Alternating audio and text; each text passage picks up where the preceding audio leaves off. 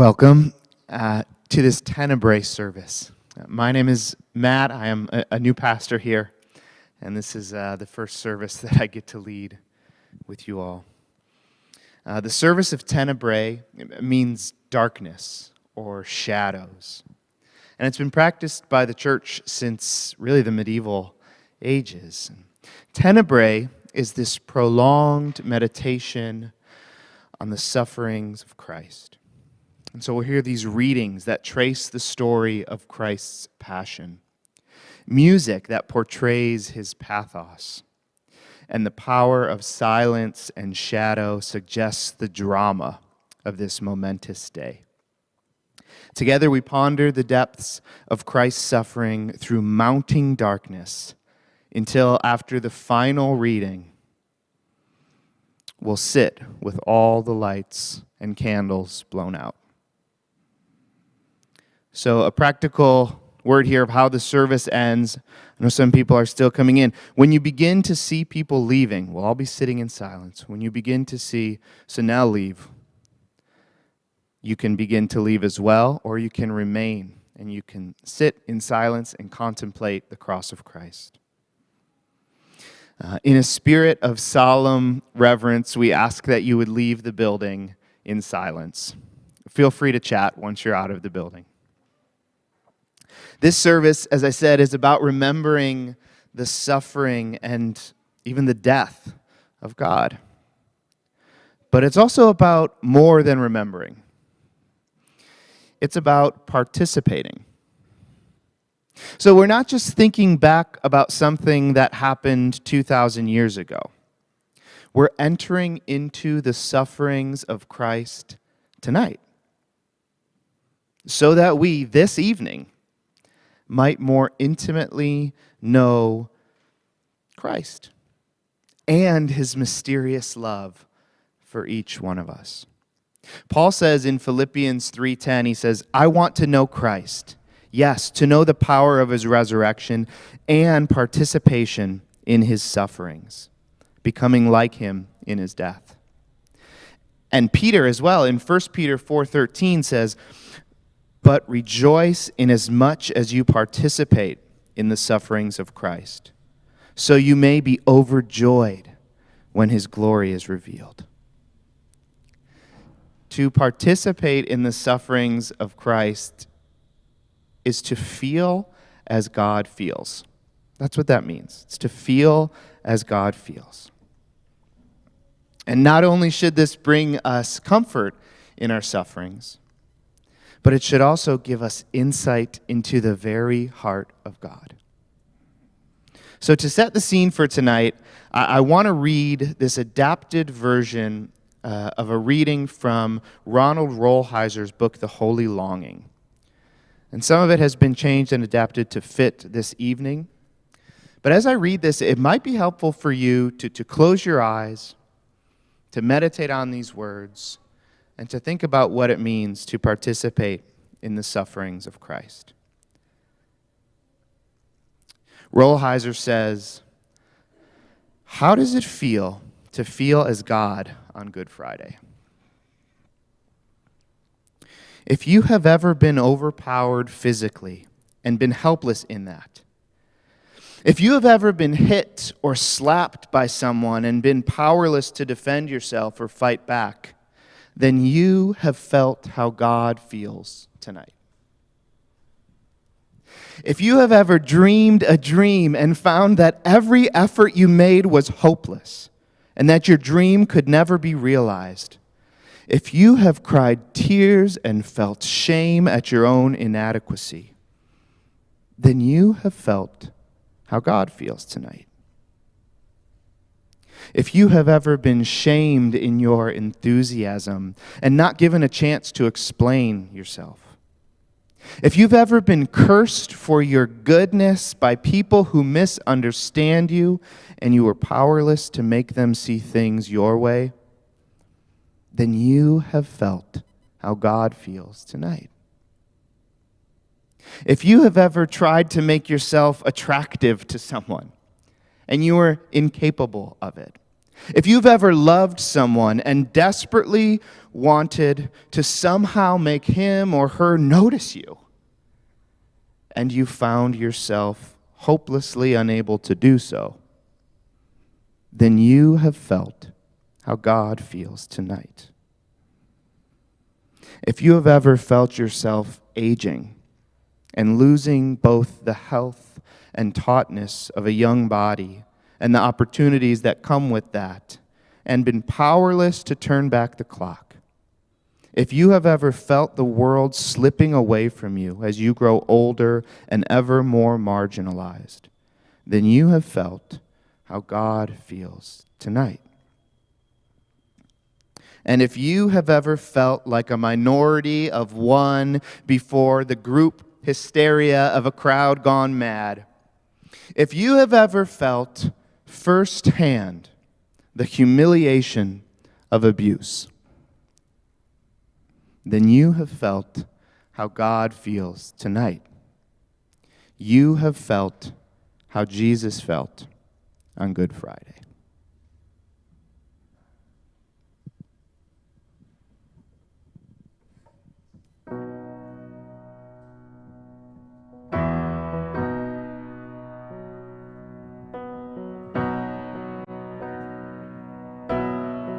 Between each reading tonight, we're going to sing together. And you're welcome to sing with me or just let the words wash over you tonight, whichever you feel is right for you.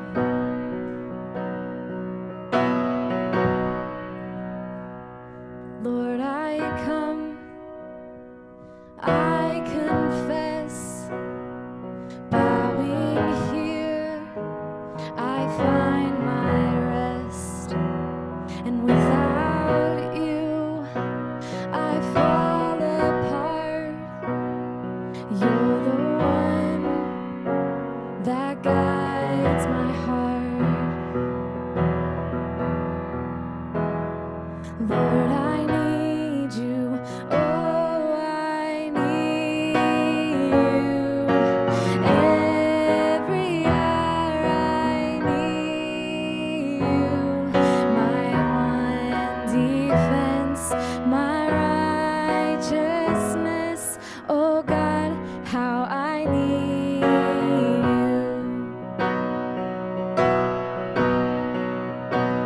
Where sin runs deep, your grace is more. Where grace is found is where you are. And where you are, Lord, I am free. Holiness is Christ in me. Lord, I need you. Oh, I need you. Every hour I need you. My one defense, my righteousness. Oh God, how I need you. So teach my song to rise to you. When temptation comes my way, and when I cannot stand, I'll fall on you. Jesus, you're my hope and stay. Sing that again. So teach my song to rise to you. When temptation comes my way, and when I cannot stand, I'll fall on you. Jesus, you're my hope and stay. Lord, I need you. Oh, I need you.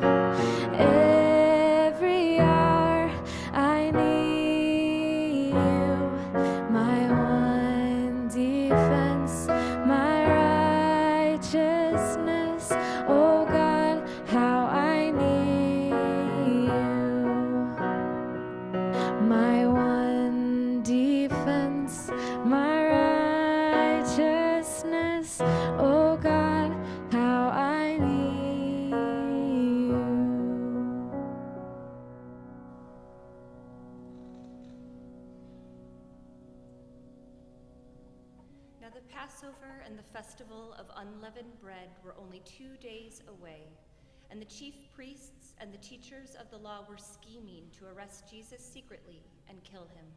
But not during the festival, They said. or the people may riot.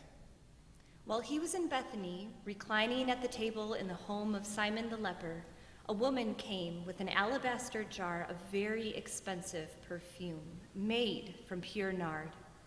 She broke the jar and poured the perfume on his head. Some of those present were saying indignantly to one another, "Why this waste of perfume? It could have been sold for more than a year's wages, and the money given to the poor." and they rebuked her harshly. "Leave her alone. Said Jesus, Why are you bothering her? She has done a beautiful thing to me.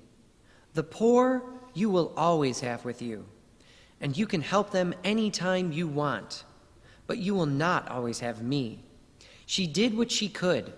She poured perfume on my body beforehand to prepare for my burial.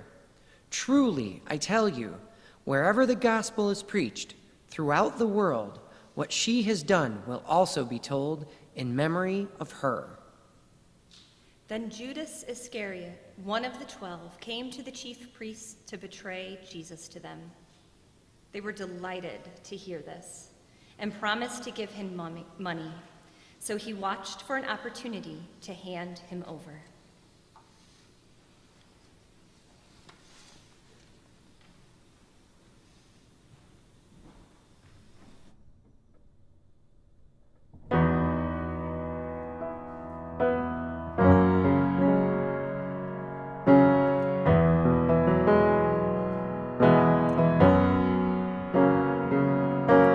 All the saints and angels, they bow before your throne.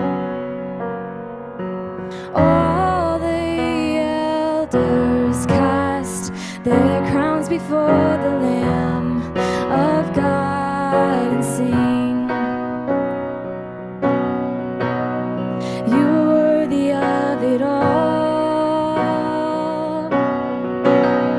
You're worthy of it all. For from you are all things, and to you are all things. You deserve the glory.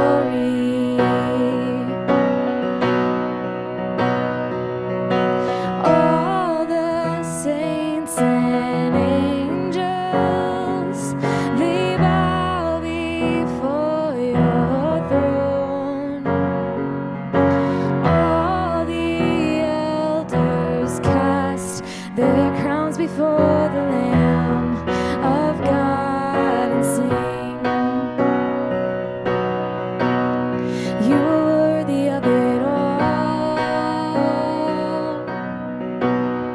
You're worthy of it all. For from you are all things, and to you are all things. You deserve the glory. You're worthy of it all. You're worthy of it all. For from you are all things, and to you are all things. You deserve the glory." Sing that one more time together. "You're worthy of it all.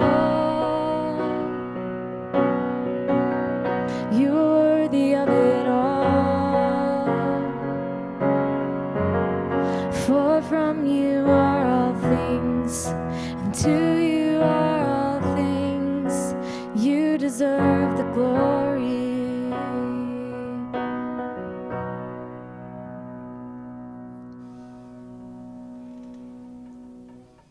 It was just before the Passover festival.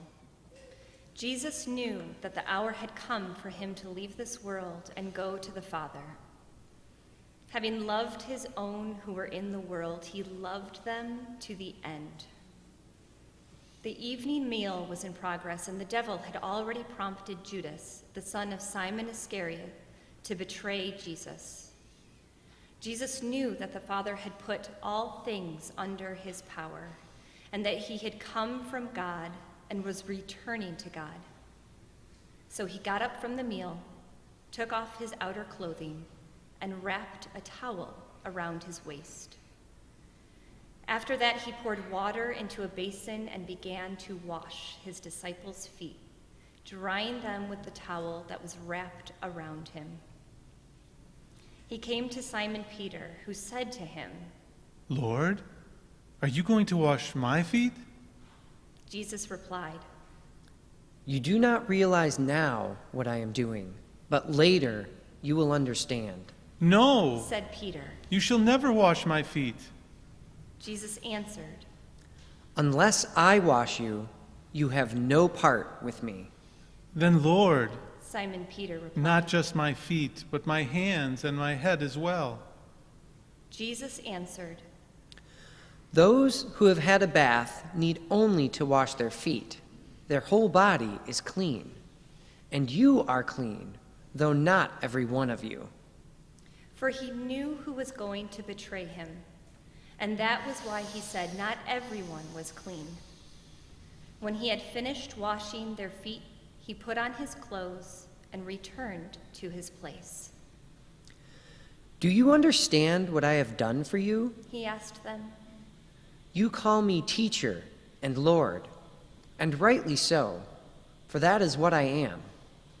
Now that I, your Lord and teacher, have washed your feet, you also should wash one another's feet. I have set you an example that you should do as I have done for you. Very truly, I tell you, no servant is greater than his master, nor is a messenger greater than the one who sent him. Now that you know these things, you will be blessed if you do them.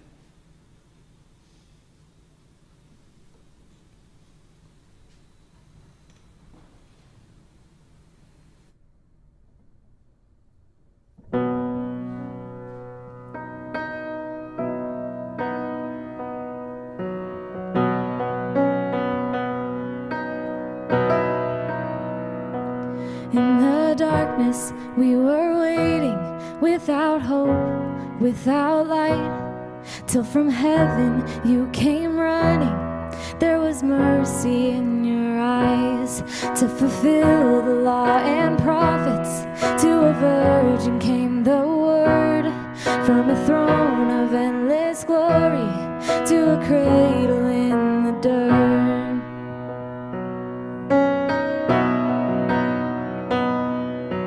Praise the Father, praise the Son, praise the Spirit, three in one. God of glory, majesty, praise forever to the King of Kings.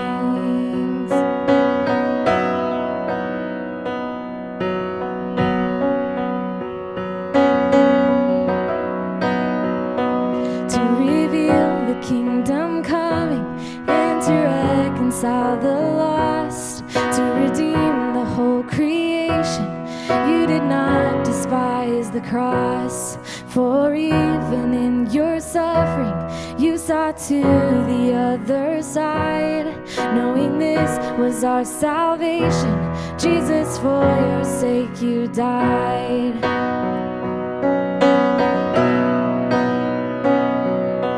Praise the Father, praise the Son, praise the Spirit, three in one. God of glory, majesty, praise forever to the King of Kings.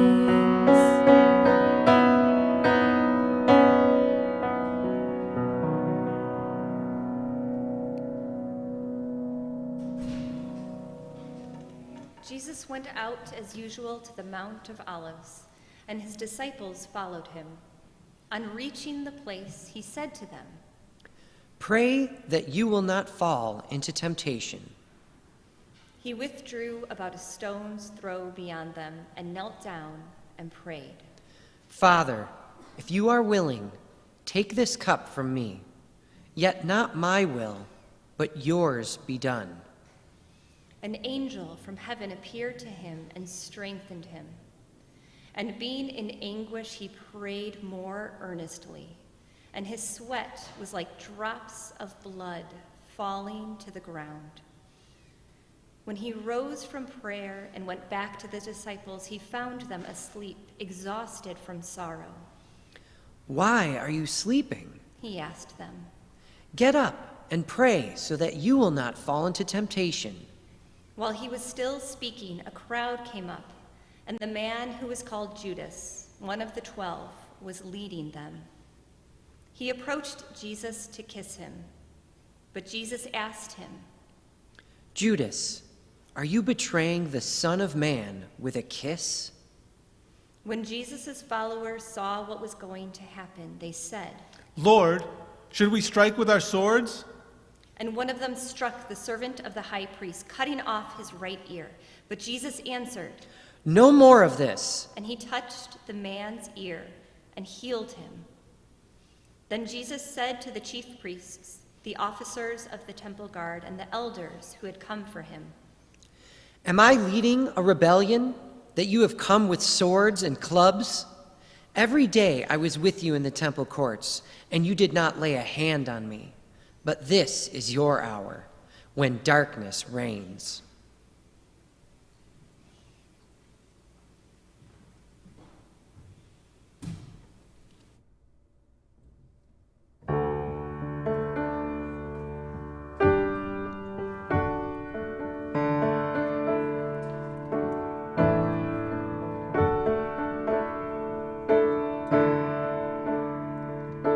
Go to dark Gethsemane, you who feel the tempter's power. Your Redeemer's conflict see. Watch with him one bitter hour. Turn not from his griefs away. Learn of Jesus Christ to pray. Follow to the judgment hall. View the Lord of life arraign.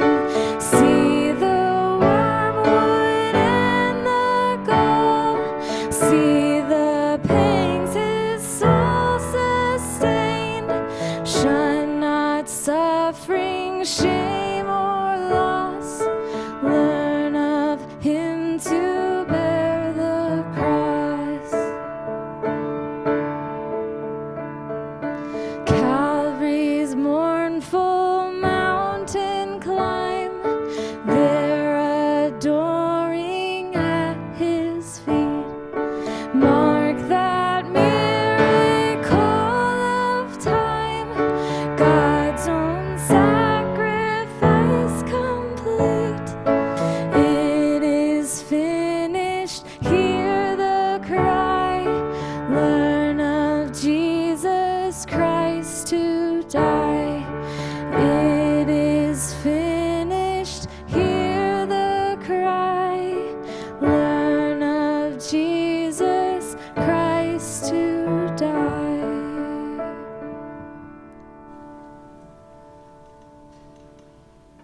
At daybreak, the council of the elders of the people, both the chief priests and the teachers of the law, met together, and Jesus was led before them. If you are the Messiah, They said. tell us. Jesus answered, "If I tell you, you will not believe me, and if I asked you, you would not answer. But from now on, the Son of Man will be seated at the right hand of the mighty God." They all asked. Are you then the Son of God? He replied, You say that I am. Then they said, Why do we need any more testimony? We have heard it from his own lips. Then the whole assembly rose and led him off to Pilate. And they began to accuse him, saying, We have found this man subverting our nation. He opposes payment of taxes to Caesar and claims to be Messiah, a king. So Pilate asked Jesus, Are you the king of the Jews? You have said so. Jesus replied. Then Pilate announced to the chief priests and the crowd, I find no basis for a charge against this man. but they insisted. He stirs up the people all over Judea by his teaching. He started in Galilee and has come all the way here. On hearing this, Pilate asked if the man was a Galilean. When he learned that Jesus was under Herod's jurisdiction, he sent him to Herod, who was also in Jerusalem at the time. When Herod saw Jesus, he was greatly pleased because for a long time he had been wanting to see him. From what he had heard about him, he hoped to see him perform a sign of some sort. He plied him with many questions, but Jesus gave him no answer. The chief priests and the teachers of the law were standing there, vehemently accusing him.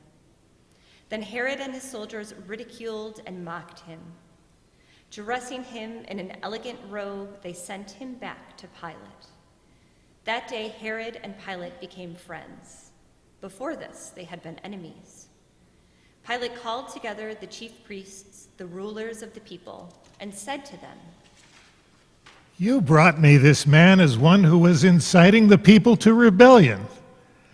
I have examined him in your presence and have found no basis for your charges against him. Neither has Herod, for he sent him back to us, as you can see. He has done nothing to deserve death. Therefore, I will punish him and then release him. but the whole crowd shouted, Away with this man! Release Barabbas to us! Barabbas had been thrown into prison for an insurrection in the city and for murder. Wanting to release Jesus, Pilate appealed to them again, but they kept shouting. Crucify him! Crucify him! For the third time he spoke to them. Why? What crime has this man committed? I have found in him no grounds for the death penalty. Therefore, I will have him punished and then release him. But with loud shouts, they insistently demanded that he be crucified, and their shouts prevailed. So Pilate decided to grant their demand. He released the man who had been thrown into prison for insurrection and murder, the one they asked for, and surrendered Jesus to their will.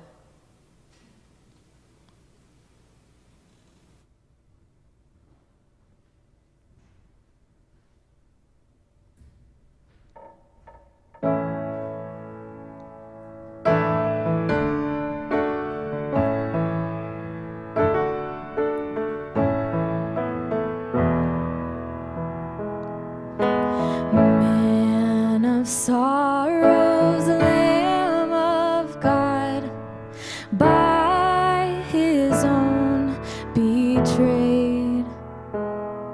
The sin of man and wrath of God has been on Jesus laid.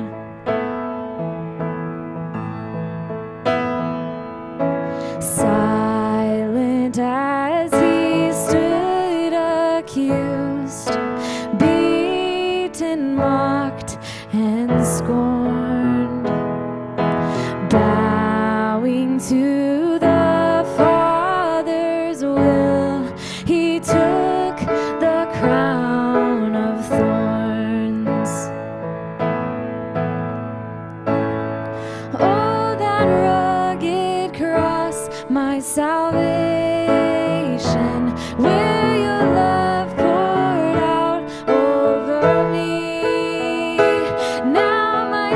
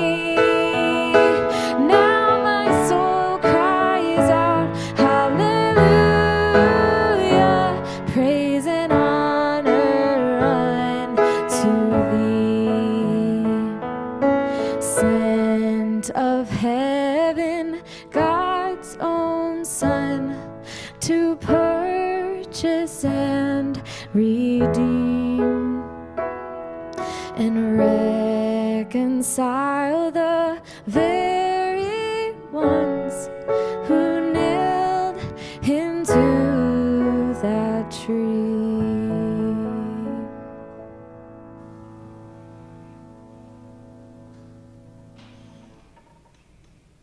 They brought Jesus to the place called Golgotha, which means the place of the skull.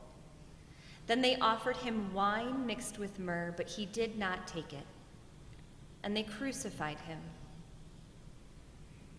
Dividing up his clothes, they cast lots to see what each would get. It was 9 a.m. when they crucified him. The written notice of the charge against him read, "The King of Jews." They crucified 2 rebels with him, one on his right and one on his left. Those who passed by hurled insults at him, shaking their heads and saying, So, you who are going to destroy the temple and build it in 3 days, come down from the cross and save yourself. In the same way, the chief priests and the teachers of the law mocked him among themselves. He saved others, They said, but he can't save himself. Let this Messiah, this King of Israel, come down now from the cross, that we may see him and believe. those crucified with him also heaped insults on him. At noon, darkness came over the whole land until 3 p.m. And at 3 p.m, Jesus cried out in a loud voice, Eloi, Eloi, lema sabachthani. which means, My God, why have you forsaken me? when some of those standing near heard this, they said, Listen, he's calling Elijah. Someone ran, filled a sponge with wine vinegar, put it on a staff, and offered it to Jesus to drink. Now leave him alone. Let's see if Elijah comes to take him down. He said. With a loud cry, Jesus breathed his last breath. The curtain of the temple was torn in 2 from top to bottom. And when the centurion who stood there in front of Jesus saw how he died, he said, Surely this man was the Son of God.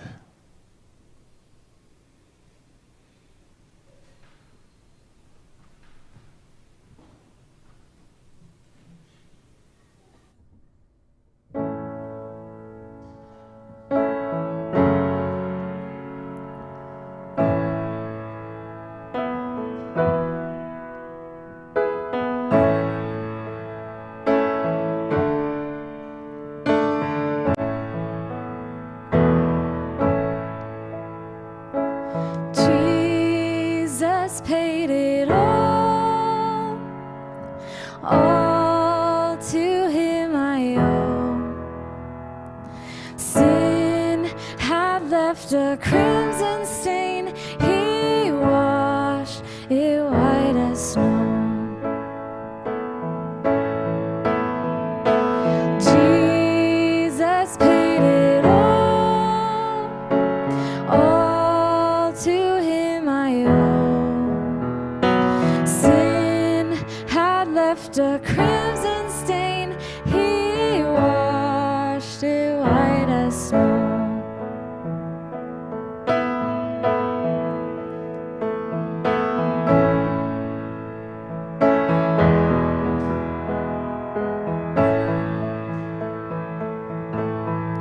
Were you there when they crucified my Lord?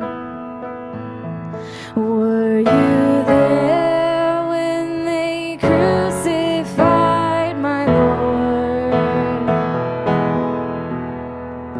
Oh, sometimes it causes me to tremble, tremble, tremble.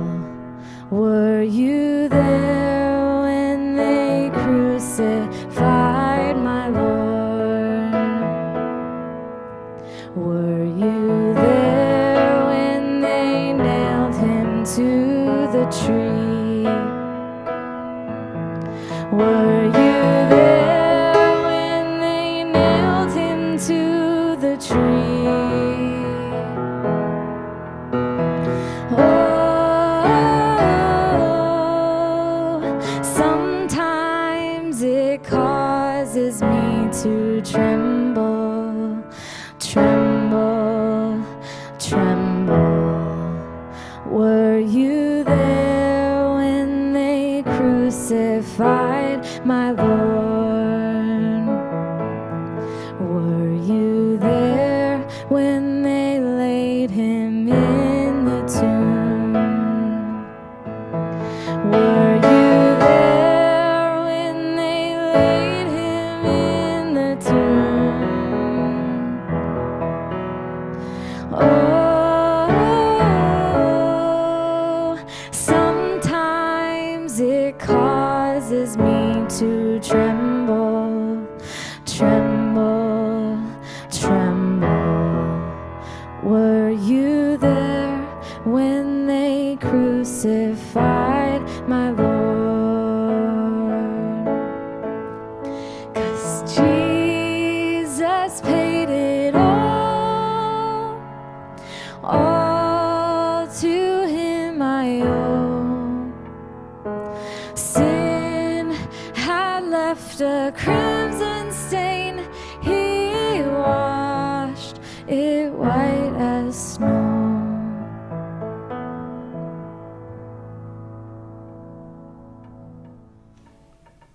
As evening approached, there came a rich man from Arimathea named Joseph, who had himself become a disciple of Jesus.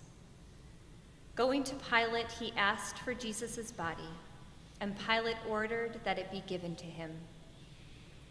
Joseph took the body, wrapped it in a clean linen cloth, and placed it in his own new tomb that he had cut out of the rock. He rolled a big stone in front of the entrance to the tomb and went away. Mary Magdalene and the other Mary were sitting there opposite the tomb.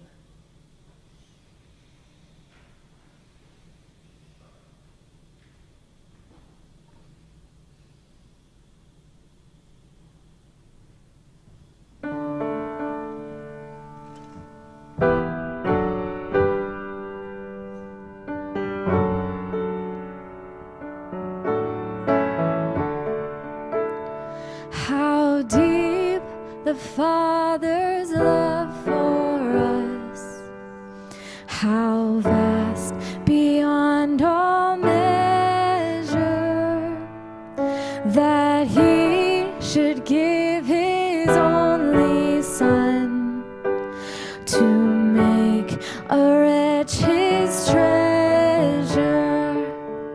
How great the pain of searing loss! The Father turns his face away as wounds which mar the chosen one bring many sons to glory.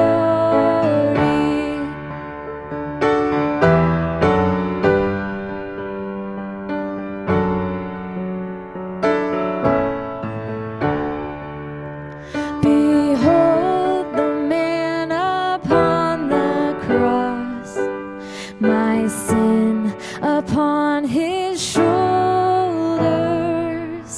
Ashamed, I hear my mocking voice call out among the scoffers.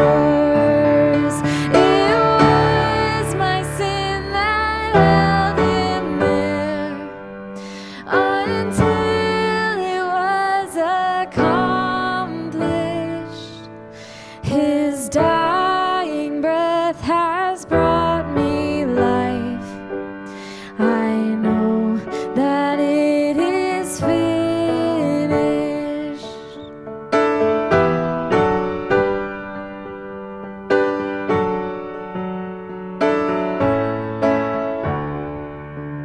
I will not boast boast in anything.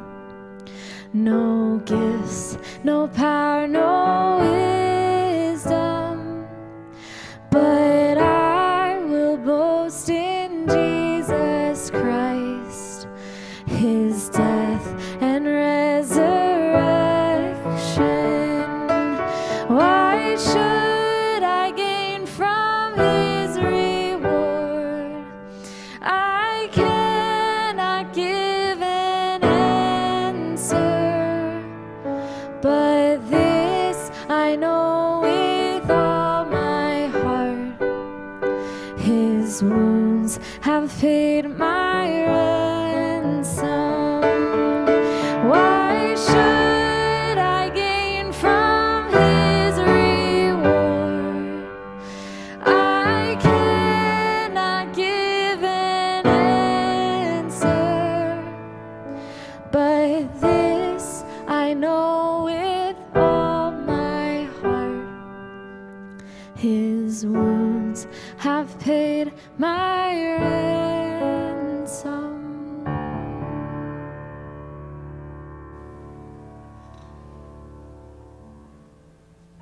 The next day, the one after Preparation Day, the chief priests and the Pharisees went to Pilate. Sir, They said, we remember that while he was still alive, that deceiver said, "After 3 days I will rise again." So give the order for the tomb to be made secure until the 3rd day. Otherwise, his disciples may come and steal the body and tell the people that he has been raised from the dead. This last deception will be worse than the first. Take a guard. Pilate answered, Go, make the tomb as secure as you know how. So they went and they made the tomb secure by putting a seal on the stone and posting the guard.